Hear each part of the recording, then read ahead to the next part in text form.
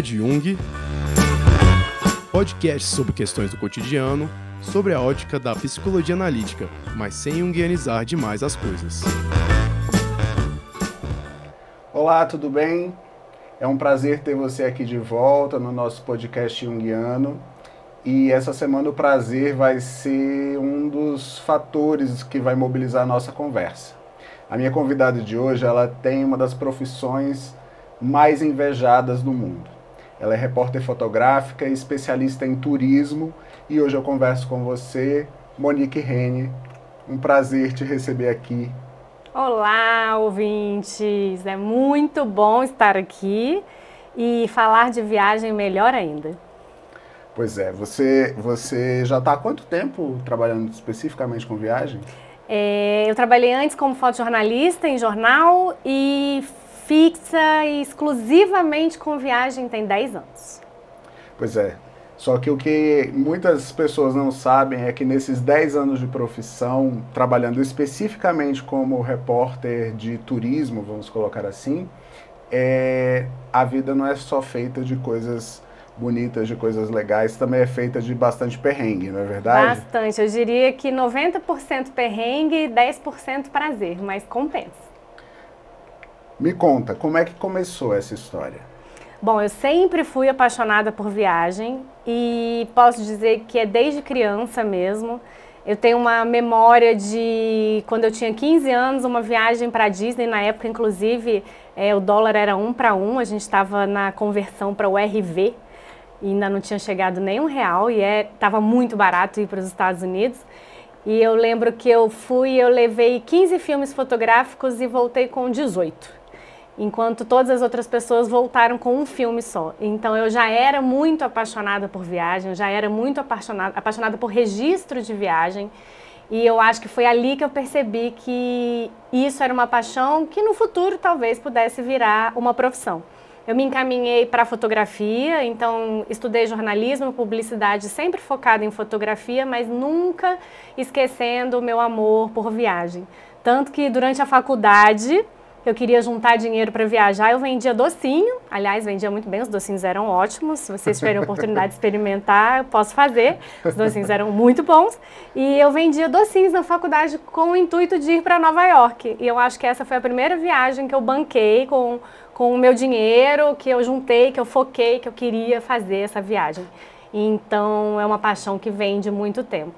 Aí depois, no jornal, já trabalhando como fotojornalista, eu tive a oportunidade de fazer outras viagens, nem sempre para destinos prazerosos, mas sempre muito bom, porque bastava andar mais de 1 hora a partir do jornal que já era comigo. Então, assim, se tinha que pegar carro para ir para uma cidade do Goiás, já era comigo. Se tinha que fazer uma viagem lá para o interior do Pará para fazer alguma coisa bem absurda, eu estava dentro também. Então, falava em viagem, eu estava sempre dentro. E disso você migra para um nicho que é um nicho muito especializado, né? E muito restrito também, que é de fazer guias de turismo, de explorar os lugares mais diversos do mundo para construir guias de turismo. Você lembra qual foi a sua primeira viagem já dentro desse novo olhar? Eu lembro, e como eu cheguei lá foi de uma maneira muito inesperada. Eu aproveitei uma promoção de passagem aérea do site que eu trabalho hoje e eu enviei um e-mail para eles agradecendo, falando, olha, eu fiz uma viagem graças à promoção que vocês divulgaram, foi maravilhosa. Eu lembro que na época eu paguei R$1.600, uma viagem para Indonésia com stopover em Istambul. E era uma viagem de 30 dias, rodei uma boa parte da Ásia. E quando voltei, em agradecimento, só mandei um e-mail. E esse e-mail caiu na mão da pessoa certa, que me convidou para ir até o site conhecê-lo. E foi assim que eu comecei a trabalhar para o site. E a primeira viagem a convite, eu ainda trabalhava em jornal nessa época, a primeira viagem foi um voo inaugural para Cancún. Eu fui para avaliar esse voo da Aeroméxico. Deu tudo errado. Eu lembro que o voo da ida era um voo de classe executiva e a poltrona não reclinava, o voo foi um desastre. Na volta, a aeronave quebrou, a gente ficou preso na cidade do México. E foi um review, na verdade, falando até mal da companhia aérea, mas foi esse review que me fez ficar em definitivo no site. Daí para frente, como eu tinha muito banco de horas no jornal, eu comecei a fazer uma série de viagens para esse site como freela. até que eu larguei o jornal em definitivo para escrever guias de viagem. E aí a minha primeira viagem, de fato, focada em escrever guias, eu lembro que foi Brasília, que é a minha cidade, eu escrevi o Guia de Brasília, e logo na sequência Mendoza, na Argentina, que eu sou apaixonada até hoje. E aí daí para frente foram vários.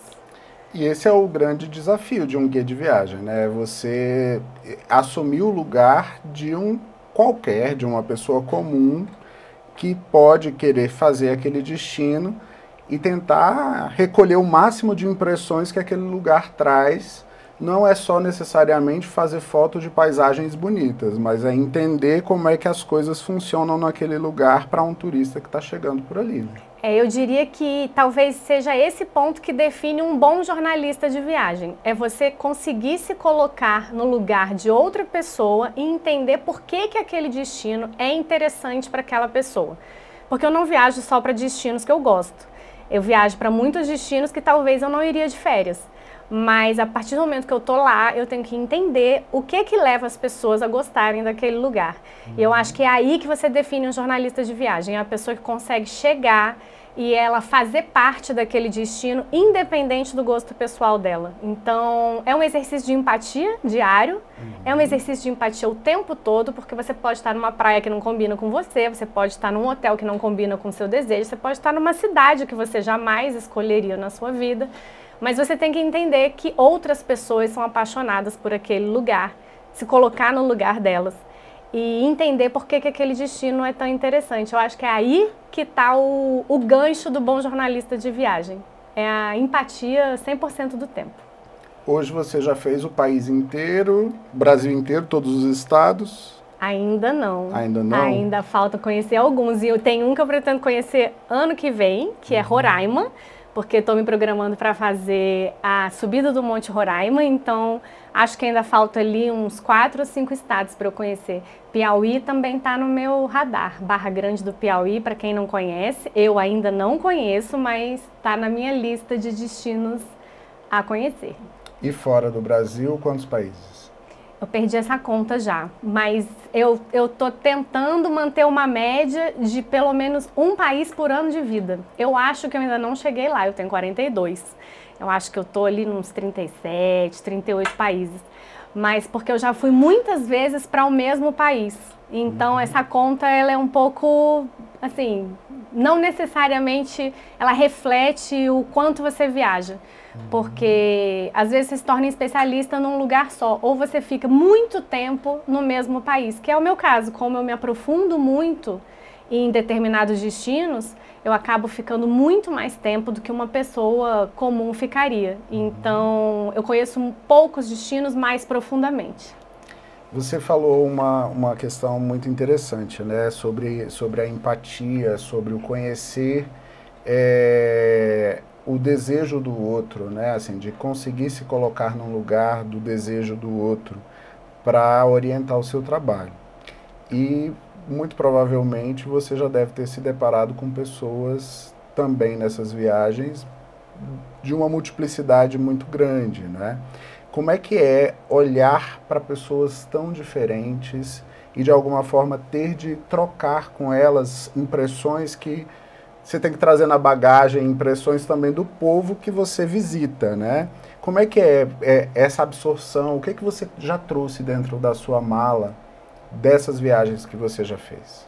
Eu acho que tudo que você aprende em viagem, ele vai ser importante para a sua vida em algum momento, tudo. E eu acho que isso te torna sempre uma pessoa melhor, você se torna mais compreensivo, é muito mais fácil de lidar com o outro, você tem muito mais agilidade em lidar com situações controversas, adversas, resolver questões inesperadas, porque... De que tipo? Nossa, eu acho que todo tipo, porque as coisas podem surgir na sua frente de maneiras muito, muito absurdas. Eu vou lembrar de uma, eu estava fazendo um passeio de barco por San Blas, que é um território indígena do Panamá. É um arquipélago com mais de 360 ilhas. Eu lembro que eu contratei um barco para fazer um passeio privativo para conhecer várias ilhas, o máximo possível no mesmo dia, que é uma coisa que um turista comum não faria, e eu precisava conhecer muito mais que um turista normal. E eu lembro que em algum momento o barqueiro se ofereceu para me levar para assistir um ritual indígena que estava acontecendo na aldeia dele. Era uma coisa raríssima, pouca gente tem essa oportunidade. E aí eu fiquei na dúvida, nesse momento eu vou fazer uma coisa que pode me enriquecer culturalmente, porque eu acho que é importante para entender a vida deles, para entender o arquipélago, para entender os indígenas Kuna, né? Ou eu sigo o meu roteiro para conhecer as ilhas. E aí, nessa hora, você decide entre o que vai ser mais rico culturalmente ou o que vai engrandecer o seu guia com fotos bonitas. Eu acabei indo para a aldeia para assistir o ritual. Era um ritual que se chamava Ritual da Chicha Fuerte, que era um ritual de iniciação de uma menina que tinha passado para a fase adulta. E era um ritual muito importante naquele dia. E eu lembro que eu cheguei, ele falando várias instruções, explicando, e ele falando assim, olha, as cunas não costumam receber muito bem visita, então não se preocupa se te olharem um pouco torto e tal. E eu já fui numa expectativa tensa, mas fui, mesmo assim. E eu lembro que quando eu cheguei, eu fiz amizade com a mãe dele, ela já me pintou, me colocou vestida como uma cuna, me colocou para dentro do ritual, eu assisti o ritual inteiro e eu saí dali com certeza engrandecida. Talvez mais do que percorrendo as ilhas do Caribe que eu estava ali para fazer. Mas também não deixei de fazer, no dia seguinte fui fazer esse passeio. Pois é, esses enriquecimentos, eles se agregam em você como? Assim, o que você vê de desdobramentos, de experiências como essa que você acabou de narrar, não só na sua dinâmica profissional, mas na sua vida pessoal? Como é ter tantas referências, né, ter a oportunidade de beber de tantas referências, sem ser numa biblioteca, mas em loco, né, vivendo junto com essas pessoas, experimentando do que elas comem, de como elas vivem. Como é que isso vai se sedimentando dentro de você? Eu acho que uma das coisas que eu percebo com mais clareza é que eu me torno uma pessoa muito mais tolerante. Porque eu compreendo que as diferenças existem e que elas podem surgir das maneiras mais inesperadas. Então, a partir do momento que você, viajando, lida com tantas circunstâncias que você não imagina na sua vida, você traz isso para o seu dia a dia. Então, quando isso acontece dentro da sua casa, eu, no caso, sou casada com um proprietário de pousada, a gente recebe muitos viajantes, a gente recebe muitos turistas, e essa troca, essa conversa com pessoas tão diferentes ajuda essa tolerância que eu desenvolvi ao longo das viagens. Então, eu acho que o grande aprendizado que eu trago de conviver com tanta gente, com tanta situação, é me tornar uma pessoa bem mais tolerante. Aí já não bastava você viajar tanto, você resolveu se casar com um cara que é dono de pousada? E foi viajando. Eu fui para lá para escrever um guia sobre essa região, que é a Chapada Diamantina, na Bahia, e me hospedei nessa pousada, e quando ele abriu a porta, eu casei. Não, vou contar essa história mais bem contada, né? Mas foi quase isso. Eu fui realmente para a Chapada Diamantina a trabalho, então posso dizer que o meu trabalho me levou até o meu casamento. E chegando lá, essa pousada foi escolhida de maneira aleatória, não pelo booking, assim, escolhiam como uma pousada qualquer. E ele, quando abriu a porta, eu entendi que aquilo era um novo caminho. E eu lembro, eu conheço o João há muito tempo, João não disse isso ainda, mas nós nos conhecemos há muito tempo. E eu lembro de uma conversa que eu tive poucos meses antes dessa viagem, falando que eu estava com uma vida tranquila, estava tudo certo, mas eu achava que aquela vida não era a minha. Que eu estava vivendo uma vida que não era a vida que era para eu viver. Eu tinha a sensação que tinha alguma coisa errada, eu lembro perfeitamente dessa conversa. Eu agoniada, que tinha alguma coisa que não estava batendo. Tinha saúde, tinha trabalho, estava tudo certo, não tinha nenhum problema e estava tudo errado. Não era aquilo que era a minha vida. E eu tenho a sensação de que quando aquela porta foi aberta, e talvez eu estar de olhos abertos tenha ajudado, porque eu podia estar viajando de olhos fechados. Eu entendi que ali eu tinha um novo caminho. E daí pra frente a gente foi se conhecendo e ao longo do tempo realmente virou um casamento. Mas foi uma energia da Bahia. É Bahia, pai. E disso você acabou se mudando para lá. Indo residir na Chapada Diamantina, que é um lugar mágico também, né? É, exatamente. E sou muito feliz, claro que eu perco hoje um dia na ida, um dia na volta para chegar nas minhas viagens, porque é muito mais complexo sair da Chapada Diamantina do que de uma cidade grande. Mas a vivência que eu tenho lá, eu acho que me torna ainda mais rica. E acho que eu hoje tenho a oportunidade de ter uma vida que pouca gente tem, que é uma vida tranquila, no meio da natureza, com acesso às coisas importantes, porque onde eu moro não é apesar de ser uma cidade pequena, é uma cidade muito turística. Eu não escapo, não tem jeito, eu não escapo do turismo, o turismo está ali na minha vida. Então, o tempo inteiro permeada por novas experiências, novas pessoas, novas ideias. É um fluxo muito grande mental, assim, não tem uma parada.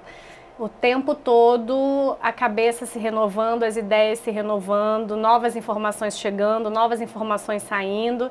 Essa troca com turista, com viajante, é constante, tanto no meu trabalho quanto na minha casa. Então, acho que isso me enriquece o tempo inteiro. E não cansa, às vezes? Quanto tempo que você fica, sei lá, quantas viagens você faz no ano? Quanto tempo você fica fora de casa durante um ano, por exemplo? Já viajei mais. Hoje, casada, eu viajo um pouco menos. Mas, em média, eu faço umas 8 ou 10 viagens. Algumas de um mês, outras de uma semana, varia. Nunca passo mais de um mês fora de casa e eu costumo dizer que depois do 21º dia eu viro abóbora. Então eu até evito viagens muito longas porque eu começo realmente a sentir muita falta de casa, da comida de casa. Então assim, viajar é muito bom, voltar é ainda melhor. Ter para onde voltar é melhor ainda.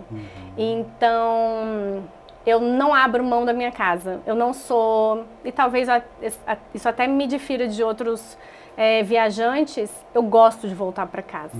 Eu faço questão de voltar para casa. Nunca pensei em morar no exterior, nunca pensei em abandonar o meu dia a dia para viver como viajante. Eu gosto de viajar e eu gosto de retornar, porque eu acho que o meu porto seguro é a minha casa.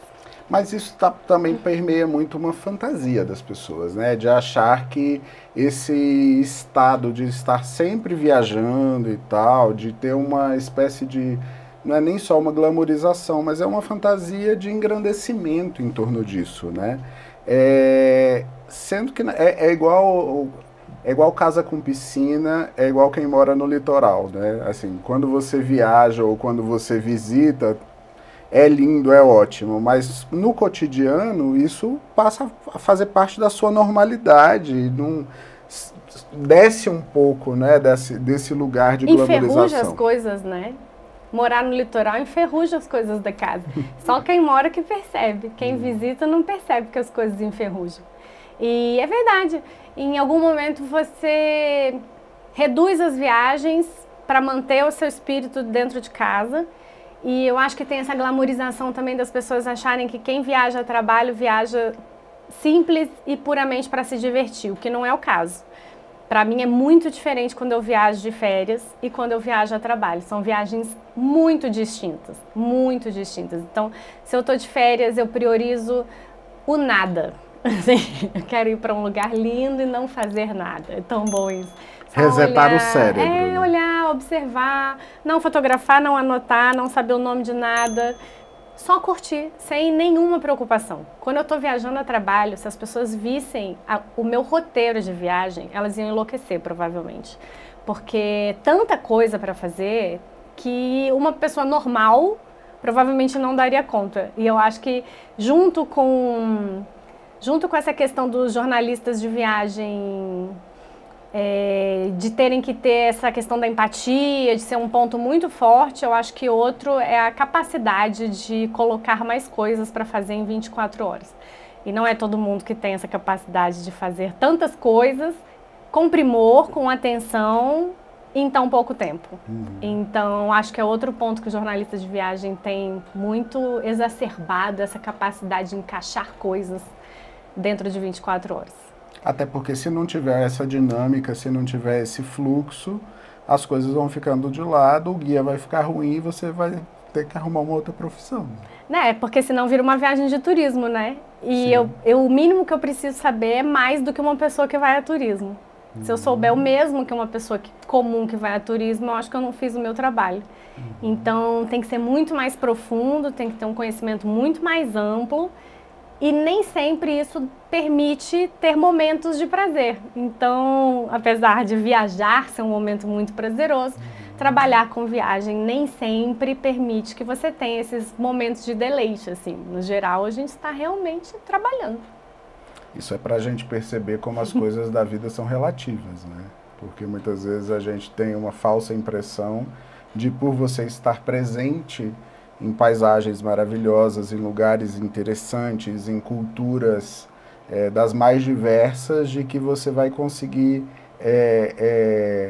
sorver, né? Aproveitar, se deleitar com tudo isso. Mas, na verdade, o que você está vendo está tudo dentro de uma caixinha de quanto por quanto? 2x3. De 2x3. É o olho fotográfico. Mas é claro que tem 1 milhão de pontos positivos. E muitas vezes, quando eu gosto muito de um lugar, eu volto de férias. Como aconteceu, por exemplo, nos Lençóis Maranhenses. É um lugar que eu sou apaixonada. Fiquei extremamente emocionada quando cheguei lá. Eu acho que é um lugar divino. Acho que não tem lugar mais bonito no mundo do que aquilo. Para mim é um cenário realmente esplendoroso e eu achei que valia a pena voltar de férias. E voltamos. Hans Donner caprichou ali, não Nossa, foi? ali para mim Oscar Niemeyer.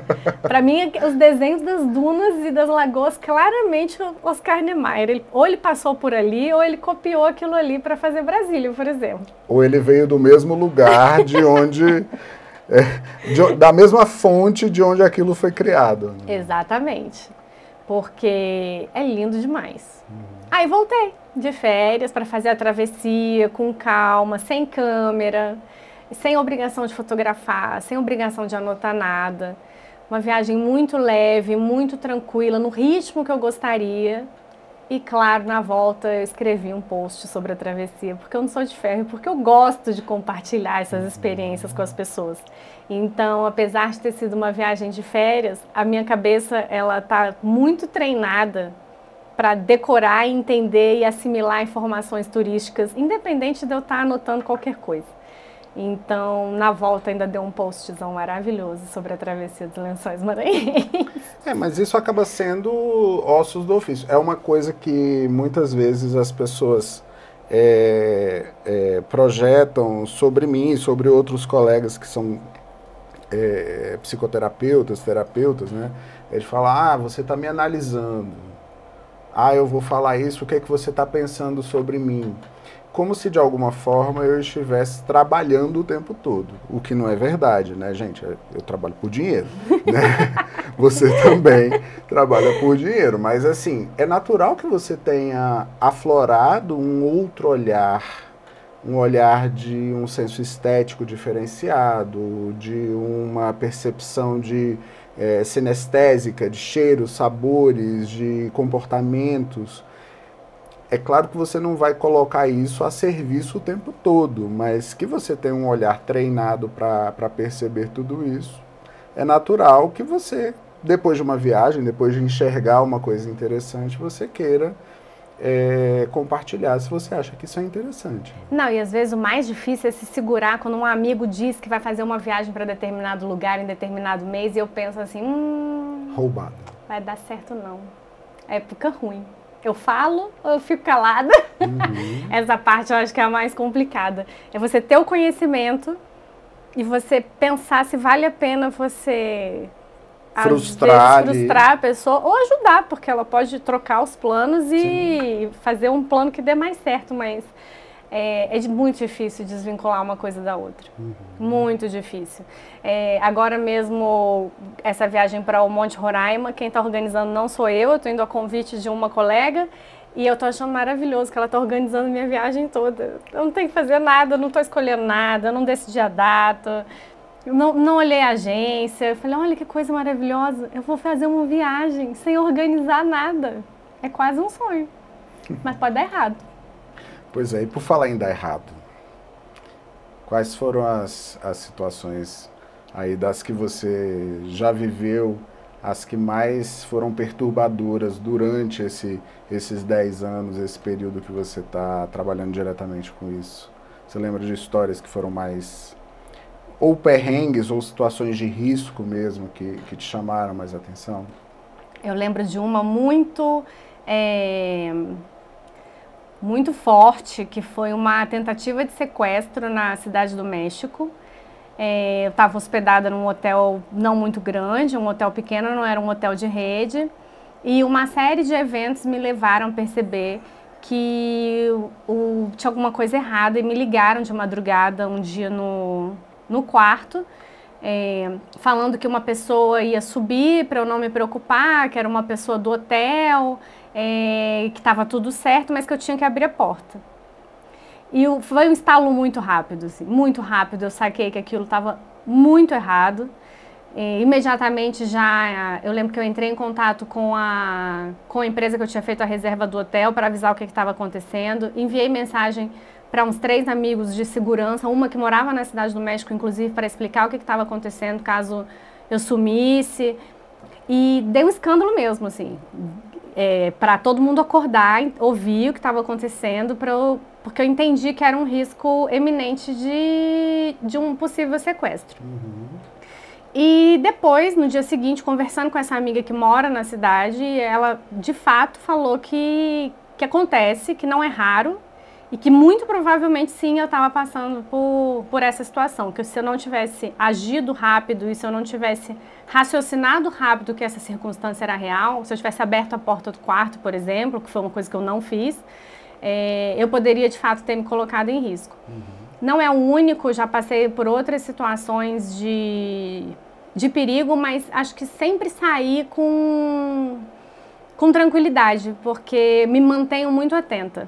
Talvez isso também tenha desenvolvido ao longo das viagens uma série de mecanismos de segurança que me mantém mais confortável enquanto eu estou viajando, pessoas que estão sempre atentas à minha localização, pessoas que acompanham o meu dia a dia, que sabem onde eu estou, o que eu estou fazendo, onde eu estou hospedada. Se eu não der notícia por um determinado tempo, sabem onde me procurar. É até uma dica para os ouvintes que quando viajem, apesar de, no geral, 99% das vezes as viagens darem certo, em algum momento pode dar errado. Então você ter um ponto de segurança é sempre bom. Mas já passei perrengue engraçado também, assim, eu já fui atacada, por exemplo, por babuínos na África, uma situação muito inesperada, assim. Eu tinha passado já por safari, já tinha visto os Big Five, já tinha visto todos os grandes animais, achei que estava tudo certo. E quando eu estava na cidade do Cabo, no Cabo da Boa Esperança, um lugar super turístico, cheio de ônibus, carro, um monte de gente, e também um monte de avisos de ataques de babuíno. Eu achei que aquilo era muito improvável, que jamais aconteceria, mas tinha todos os alertas de que você não deveria sair com comida do restaurante. E eu ignorei todos os alertas, saí com um sanduíche na mão e em menos de 10 segundos eu estava rodeada por babuínos e eles me atacando, subindo na minha mochila, tentando roubar o sanduíche da minha mão. E tinha sido um sanduíche muito caro, não queria desapegar de jeito nenhum. Falei, aqui não, aqui não. E eu gritando, eu lembro que meu marido foi correr para me salvar, só que o me salvar, na verdade, era salvar o sanduíche. E as pessoas em volta gritando, salta o sanduíche, salta o sanduíche. E aí meu marido correu, tirou o sanduíche da minha mão e correu mais rápido que os macacos e entrou no restaurante. Os macacos me largaram, ele salvou o sanduíche, não necessariamente salvou a esposa. E você se salvou sozinha. É isso. Não, mas aqui também tem um lugar chamado Água Mineral, que vale a pena você conhecer. Onde os macacos também, se você deixar, estão dizendo que eles estão até sequestrando o celular para poder pedir resgate com comida. Meu Deus, hein? Ainda não sei se é verdade, mas... Agora, isso que você falou, principalmente na questão do México, é claro que você vai desenvolver estratégias que são estratégias racionais, de como organizar, de como mobilizar pessoas certas e tal.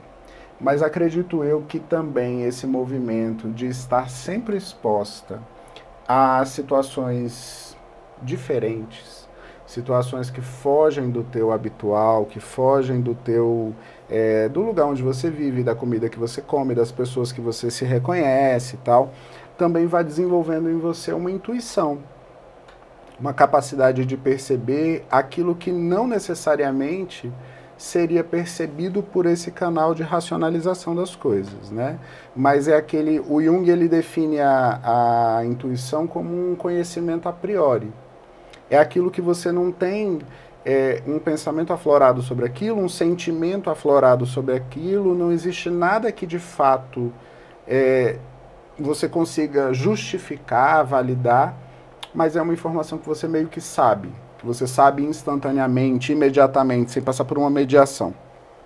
Você percebe que a sua intuição, ela foi de alguma forma sendo aflorada ou mais desenvolvida enquanto você exerce esse trabalho, enquanto você vive essas circunstâncias? Muito, muito. Eu acho que eu já era uma pessoa muito intuitiva, eu acho que isso ficou ainda mais forte. E, de alguma maneira, eu acho que eu já escapei de muitas situações que poderiam ter dado errado por essa intuição. Então, nunca me aconteceu nada grave. Nunca aconteceu algo irremediável nas minhas viagens. Nunca aconteceu. Mas eu já me vi reagindo antecipadamente, me preocupando com alguma coisa. Então, já desci de ônibus em ponto anterior, porque eu olhei e achei que a pessoa que tinha entrado era estranha e estava agindo de maneira, com comportamento estranho. Eu já presenciei gente entrando em metrô com faca dentro da roupa e todo mundo entrou no metrô e eu não entrei, eu fiquei. Eu falei, não, por que não pode ser um atentado? Por que não pode ser exatamente ali que vai acontecer alguma coisa? E não só fiquei, como ainda alertei a polícia, isso foi em Paris. Então, acho que posso ter escapado várias vezes de situações que poderiam realmente me causar problemas, prevendo que aquilo era uma situação arriscada, desgastante, perigosa, mas que bom que nunca aconteceu. Nunca aconteceu nada que fosse realmente irremediável, assim, nada. Sempre deu tudo certo.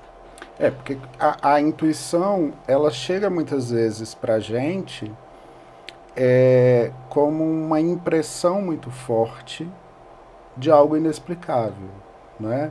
E que, no fundo, a gente só vai descobrir se aquilo era de fato uma intuição ou uma mini paranoia depois do fato, depois que acontece. Mas numa situação como essa, principalmente você sozinha, mulher, você é uma mulher pequenininha e tal, se prevenir, mas eu se grito precaver... alto, viu? Eu grito alto. Eu sei. Sei bastante. Mas assim, a intuição, conseguir ter algum artifício que te ajude a se defender, a se proteger, é o tipo de coisa que não merece ser menosprezado, né? Exatamente. Eu acho que é o mínimo, é você respeitar o seu feeling, né? A sua intuição. Você respeitar naquele momento que você tá... E isso vale para coisas bobas, João. É assim, um dia que você toma uma decisão diferente do que você tinha programado no dia anterior. Não tem explicação por que você decidiu fazer outra coisa, assim. Já aconteceu várias vezes de eu estar com uma programação toda definida e chegar no dia e falar, não tô afim, não é isso para hoje. E mudar a programação. O que te leva a fazer isso?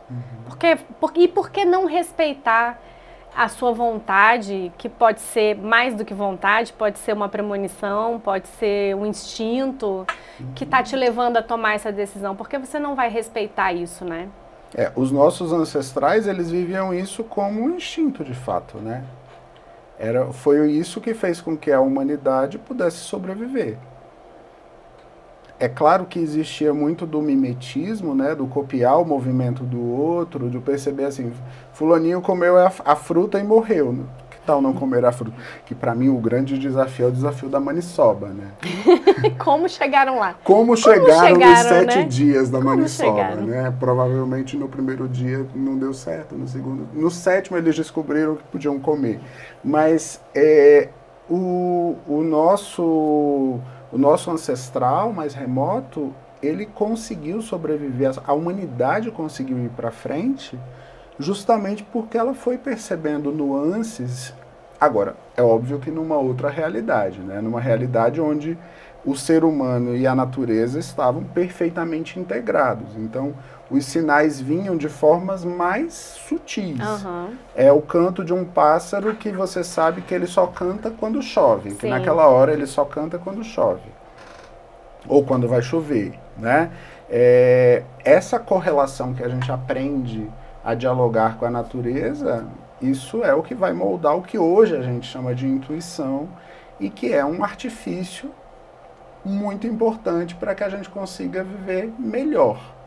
É claro que ele também dá espaço para que a gente possa validar muitos dos nossos preconceitos, né?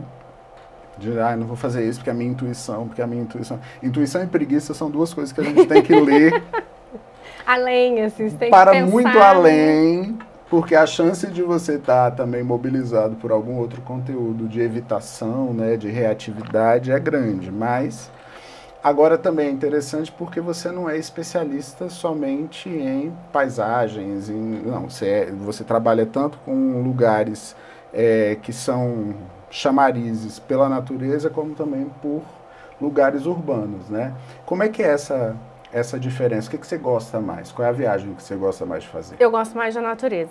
E tenho isso muito claro na minha cabeça. Viagens que envolvem aventura. Então, tenho algumas favoritas, assim, como acampar na Namíbia, em meio a reservas dos 5 grandes animais, a fazer viagem de motorhome pela Nova Zelândia, eu acho que eu coloco como a grande viagem da minha vida, talvez. A travessia dos Lençóis Maranhenses, que foram 7 dias atravessando a pé o parque, dormindo nos oásis, que são as casas dos nativos que moram dentro do parque. A travessia do Vale do Pati, que é um trekking na Chapada Diamantina, que você dorme também na casa dos nativos.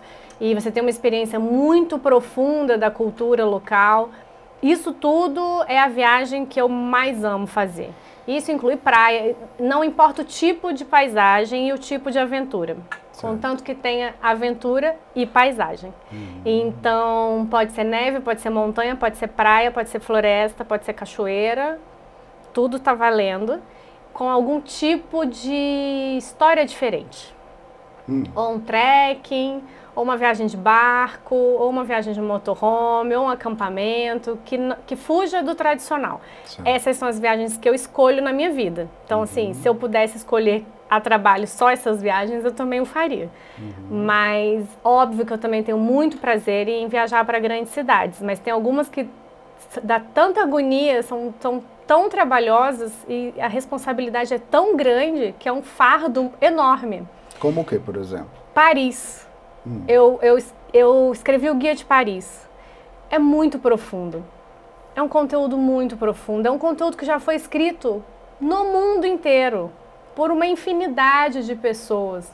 Você conseguir colocar no papel uma Paris diferente do que já foi escrito, uma Paris que você enxergou, mas que tem que ser o olhar de tantas pessoas que vão a Paris com ideias tão diversas sobre a cidade. Eu tenho uma visão de Paris diferente do que a maioria tem, e cada um tem uma visão muito particular. Então, você conseguir descrever um destino que o mundo inteiro vai, que provavelmente é o destino mais visitado do mundo, é um desafio muito grande. Acho que um desafio muito maior do que foi escrever sobre San Blas, no Panamá, que são ilhas que pouquíssima gente conhece, que eu não tinha referência nenhuma quando eu fui, tive que descobrir tudo. Desde como chegar, onde se hospedar, que tipo de ilha tem, quais são as ilhas que tem. Então, assim, São coisas muito diferentes. Eu viajar para um lugar onde eu tenho que descobrir tudo, porque aquele conteúdo não existe. Isso já aconteceu comigo em San Blas, aconteceu comigo em Los Roques, que é o Caribe venezuelano, que é um dos lugares mais bonitos que eu já fui, recomendo. Dificílimo, uma viagem muito complexa, para corajosos, envolve muitos perrengues, posso contar também, muitos perrengues. Vamos lá, mas conte. Uma viagem incrível. Que tipo de perrengue? Como viajar com uma mala de dinheiro. Porque você não pode pagar na moeda local, porque o câmbio flutuante é uma coisa absurda. Então, você tem que chegar, trocar dólar pela moeda local, e isso envolve uma sacola de dinheiro. Então, assim, uma nota de $100 vai render uma sacola de dinheiro. Então, você viaja. Eu lembro que eu embarquei com uma sacola de dinheiro e uma sacola de biquíni.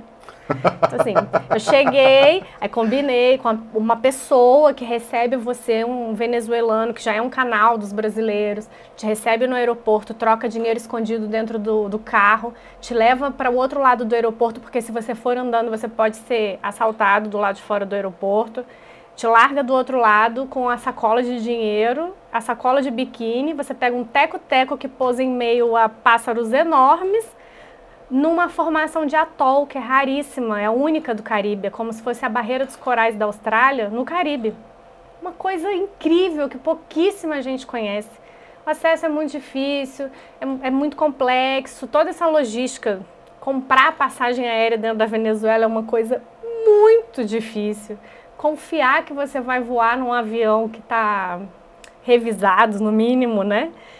Dentro da Venezuela também, eu lembro que o piloto dessa aeronave, além dele estar descalço e tal, jogando paciência no iPad, assim, eu falei, gente, é sobre isso, estamos indo para o Caribe venezuelano. Então, o piloto jogando iPad, da paciência, descalço, os pássaros em volta da aeronave, a gente vai pousar num lugar que não tem como sair, de socorro, hospital, não tem nada. Foi lindo. Foi lindo, foi incrível, deu tudo certo. Um dos lugares mais bonitos que eu já fui. Quero muito voltar, mas tenho consciência que novamente vai ser descoberta, porque não tem informação. Então é isso, é você escrever sobre um lugar que ninguém conhece, você ter que contar tudo para as pessoas, e você escrever sobre um lugar que todo mundo conhece, e você ter que escrever tudo para as pessoas. E o povo ainda reclama? Pouco. É mesmo? Eu acho que é um nicho que as pessoas são felizes. É um nicho que quem tá ali tá para ser feliz, sabe? As pessoas que estão buscando viagem, elas não estão buscando com espírito ruim, com o coração fechado. Elas estão dispostas a viverem um momento de felicidade. Então, o hater, né, nesse mercado de turismo é minoria. Principalmente em relação à questão dos destinos. Que o que as pessoas buscam é ajuda, é informação, é dica, é roteiro, às vezes até demais. Assim, amigos, já montei roteiro para vários amigos, tá? Tenho muitos amigos que eu já montei roteiro de viagem. Sei como é. Mas... Imagina esse povo te incomodando o tempo todo. Mas é isso. Mas olha, voltando à pergunta que você fez inicialmente sobre cidades grandes ou natureza, prefiro natureza. Prefiro o envolvimento com viagens diferentes. A Aurora Boreal foi uma experiência incrível que eu tive. Incrível, uma coisa surreal, uma energia inacreditável. Mas, ao mesmo tempo, eu amo Chicago, nos Estados Unidos, que para mim é uma das cidades mais lindas, mais queridas. Tudo bem que eu fui no verão, tava calor, peguei praia, fiquei até bronzeada em Chicago. Ninguém nem acredita, mas eu peguei dias lindos lá. Gosto de tudo. Qualquer coisa que botarem na minha frente, vai, eu vou. Pode ir, vou adorar tudo, vou chegar e vou ser feliz, vou, em qualquer destino. Qualquer destino. Dando preferência para os melhores destinos. Pegaram a referência? Sempre os melhores destinos. Me fala uma coisa, você descreveu aí a questão da aurora boreal e da energia que você sentiu. Você é ligada nessas coisas? Você, de alguma forma, você se coloca perceptiva para sentir a energia dos lugares? Percebe diferenças mais claras entre um lugar ou outro lugar? Como é que você lida com esse movimento? Como é que você metaboliza energias tão diferentes dentro de si? Olha, eu sou completamente aberta a energias diferentes e percebo-as muito claramente. Não necessariamente envolve momentos de religião, muitas vezes envolve uma questão de natureza, por exemplo. Um detalhe que eu sempre digo que é um presente divino é arco-íris. Eu acho que qualquer lugar que eu presencio um arco-íris, eu estou sendo presenteada. É uma presença divina para mim, ver um arco-íris. É assim, é sempre um cenário incrível, é sempre um momento sublime, porque envolve uma chuva tranquila com um pôr do sol maravilhoso, porque só está arco-íris no final da tarde. Então é sempre um pôr do sol lindo, com uma chuva fina e tranquila, um cenário incrível. Então isso é uma das coisas, por exemplo, que para mim me trazem quase um momento de reflexão, assim. Meu Deus, um arco-íris. Internaliza o arco-íris, agradece, esteja feliz. E em outra ponta, falando muito claramente sobre energia espiritual, eu fiquei muito impactada no Círio, por exemplo. Foi um dos momentos mais impactantes da minha vida, provavelmente, no Círio de Nazaré, em Belém. Eu não esperava, eu tinha total conhecimento de como era o Círio, tinha noção da grandiosidade do Círio, aquilo envolve um número muito grande de pessoas na rua ao mesmo tempo.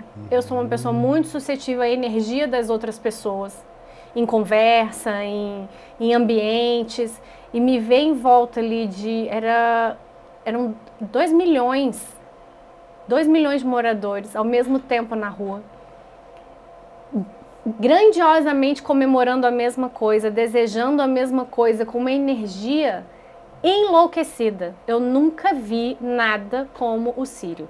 Foi pela devoção das pessoas, a entrega que elas têm. Né? É muito impressionante. Eu me emocionei várias vezes no Círio, várias vezes, porque eu acho que é impossível você não se emocionar com a emoção do que você está assistindo, com a emoção das pessoas. É muito impactante. Também tive uma sensação muito parecida em Jerusalém, e nem sei explicar muito bem a razão. Eu acho que é um lugar que te envolve com uma energia realmente muito maluca. Acho que isso esclarece muita coisa, porque realmente quando você está lá, você entende que tem alguma coisa acontecendo ali energeticamente que é inexplicável. Para mim é inexplicável, porque eu não quero entrar no mérito de nenhuma religião, porque eu acho que isso não se explica com religião nenhuma. Eu acho que é uma energia que vai muito além disso, sabe?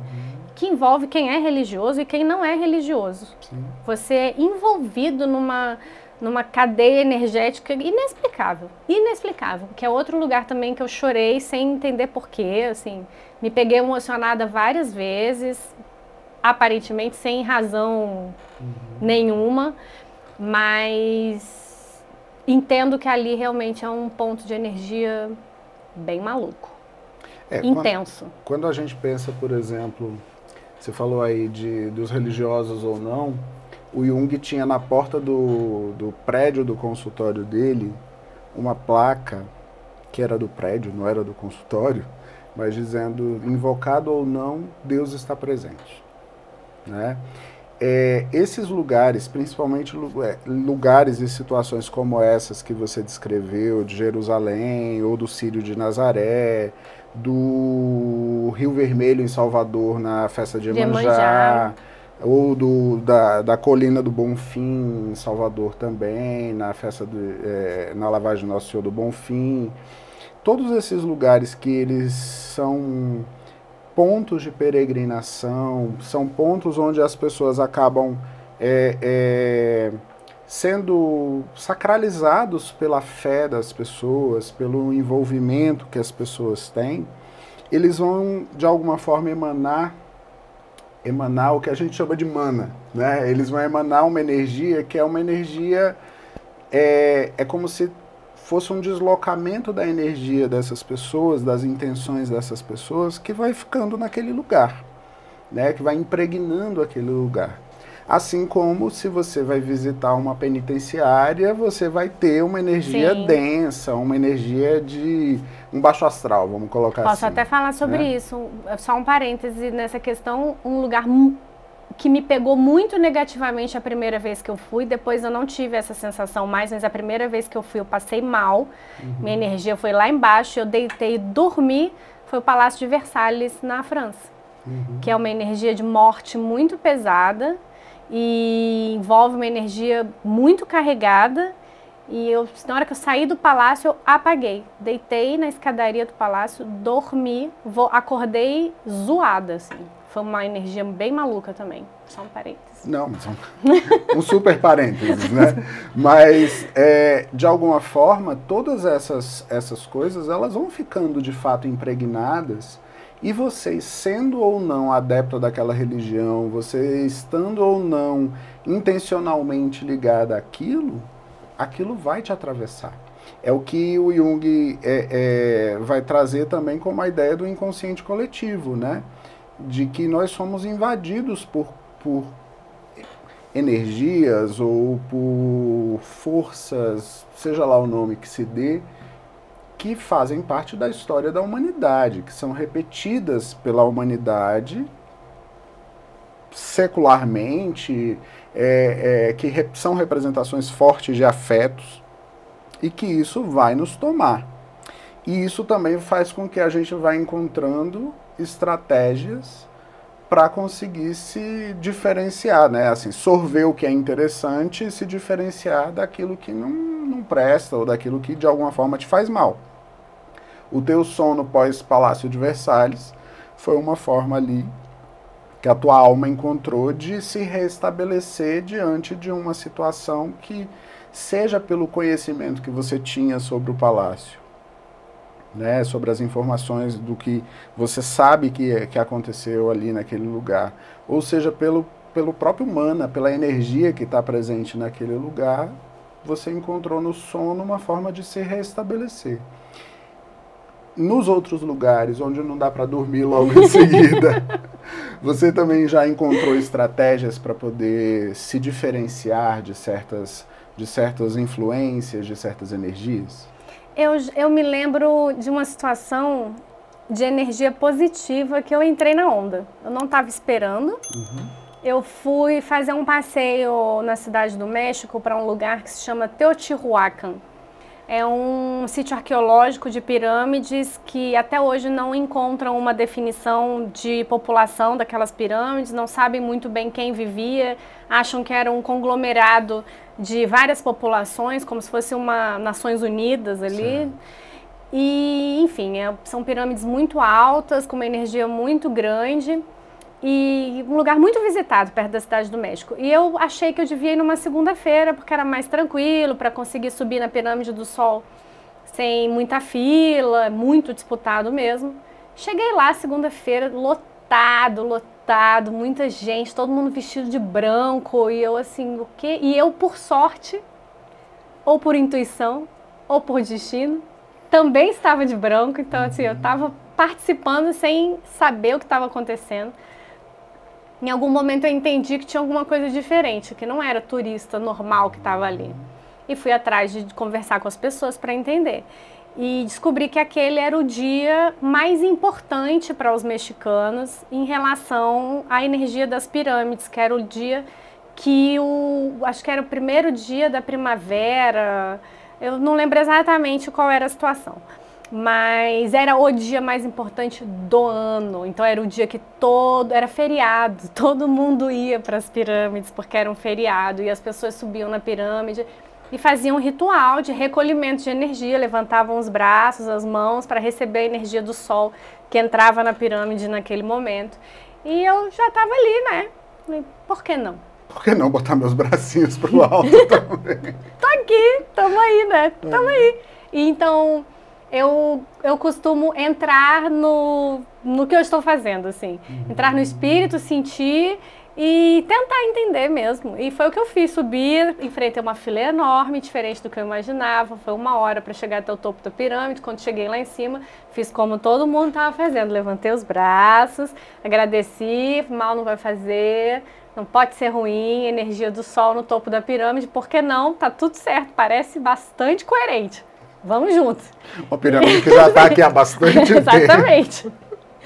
Então, participei e acho que foi muito bom. Foi muito bom. Mas, no geral, eu encontro energias positivas.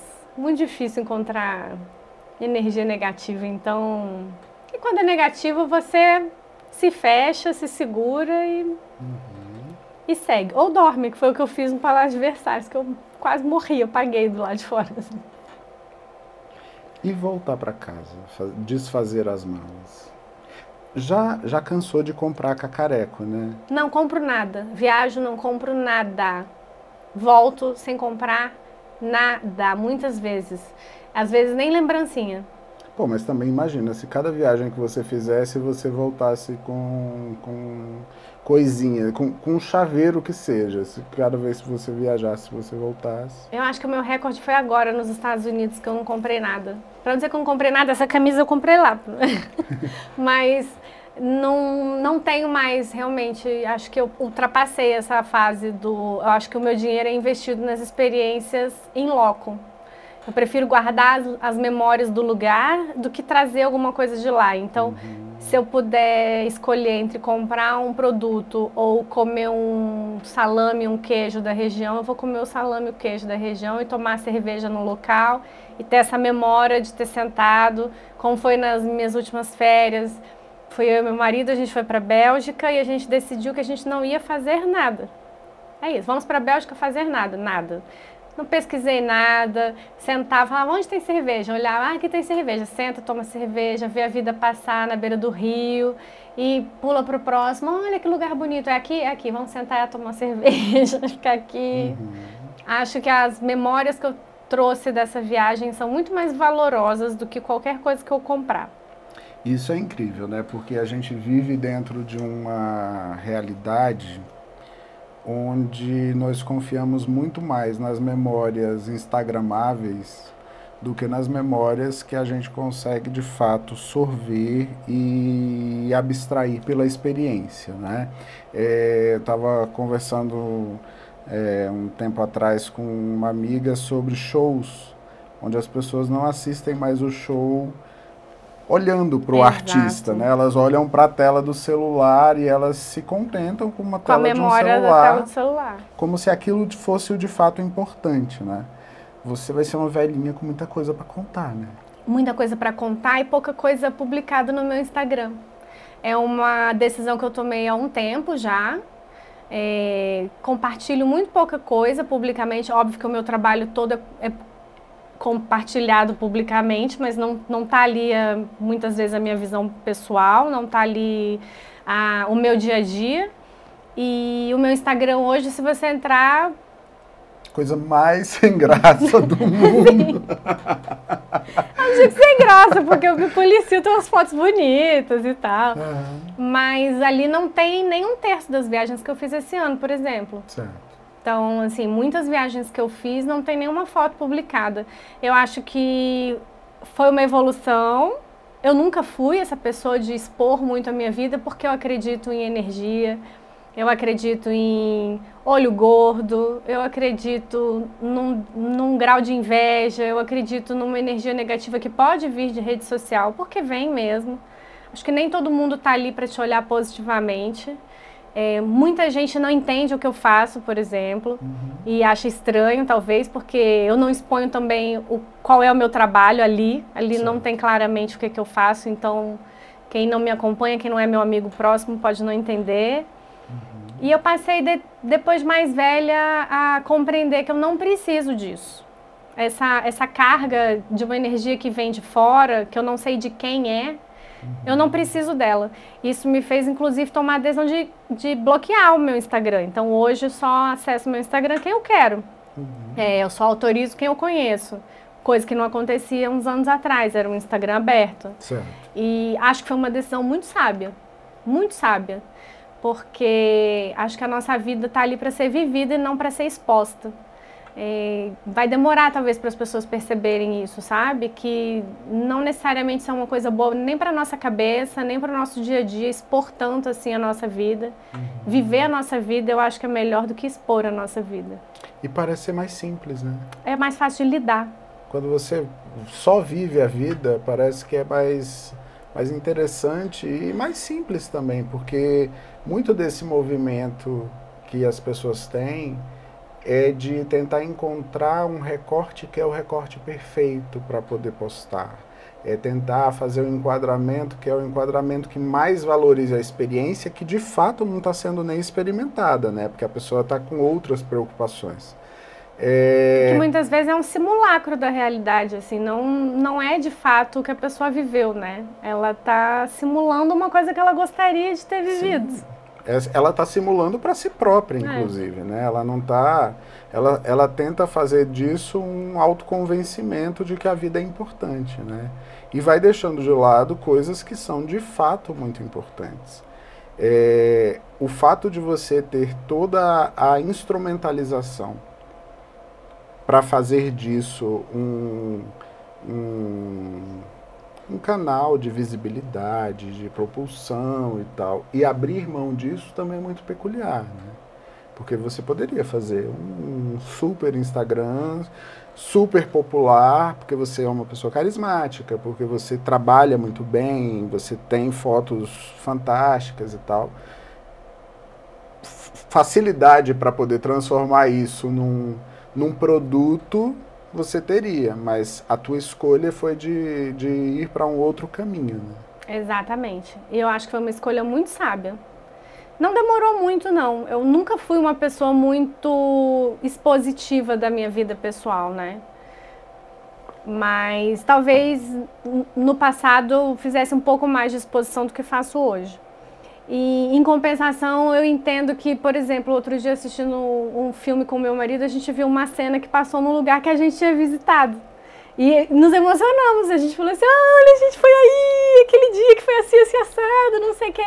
E muitas vezes o registro está no meu telefone, se eu olhar, as fotos estão lá. Eu gosto de revisitar as minhas fotos, faço isso com muita frequência. Sou fotógrafa, uma apaixonada por fotografia, jamais deixaria de fotografar, mas acho que hoje eu não preciso expor, pelo menos não expor a minha vida. Eu posso expor as minhas fotografias, mas não expor a minha vida. Então, acho que o meu trabalho está exposto no site e a minha vida está resguardada. Muito bem. Tá fazendo certinho. Eu acho que hoje é tanta gente expondo tanto, sabe? E é ruim para todo mundo, eu acho. Às vezes eu entendo que é ruim para quem está vendo, que às vezes a pessoa não está preparada para ver aquilo, ela não está num momento bom para receber um momento de felicidade. Então, é um exercício talvez de empatia também, você entender que se o que você está fazendo é muito legal, pode ser que outra pessoa não esteja vivendo um momento tão legal. E será que vale a pena você meio que esfregar isso na cara dela? Que você está vivendo um momento maravilhoso? Você precisa disso? Será que a internet também não virou isso, né? Uma exposição da vida perfeita que jamais será? Se ilude muito quem pensa que a vida é perfeita, né? Jamais será. Então, também me dou o direito de não expor momentos ruins. Porque se eu também não exponho momentos muito bons, eu também me dou o direito de não expor momentos ruins. E assim a gente preserva, acho que a nossa cabeça, né? Mentalmente é mais fácil de viver. Sem o julgamento do outro, sem o outro analisando uma vida que nem é dele, que ele nem sabe do que se trata, não sabe nem o que aconteceu, nem sabe se aquela vida é de verdade. Sim. É isso aí. Adorei nosso papo. Foi muito bom, podia ser pra sempre. O nosso papo é para sempre. Mas o nosso aqui, nessa circunstância, ele precisa ser limitado, mas agradeço demais a sua participação, ter aceito o convite, que você continue aí nos levando para lugares incríveis como você nos leva e que sejam o começo de vários e vários outros destinos importantes aí para você olhar, fotografar tão lindamente e nos inspirar também a querer visitar, a querer olhar com os nossos próprios olhos. Um prazer participar, um prazer dividir a experiência com outros viajantes, com outras pessoas apaixonadas por viagem. E se eu posso deixar um conselho, é viagem. Cada vez mais, sempre que possível. Não importa se é para longe, não importa se é para o exterior, não importa se é para a cidade vizinha. Acho que acumular experiências de viagem é bom para todo mundo, em todos os graus. E vivam as suas viagens, vivam, assim, registrem menos e vivam mais. Eu acho que é esse o conselho que eu posso dar. É isso então, gente. Agradeço também a sua presença, a sua participação. E agora é a hora de curtir, compartilhar, comentar, para que o canal continue crescendo e para que a gente possa fazer ainda mais e mais encontros. Então, até mais, até a próxima semana. Tchau, tchau. Pod Jung, podcast sobre questões do cotidiano, sobre a ótica da psicologia analítica, mas sem junguianizar demais as coisas.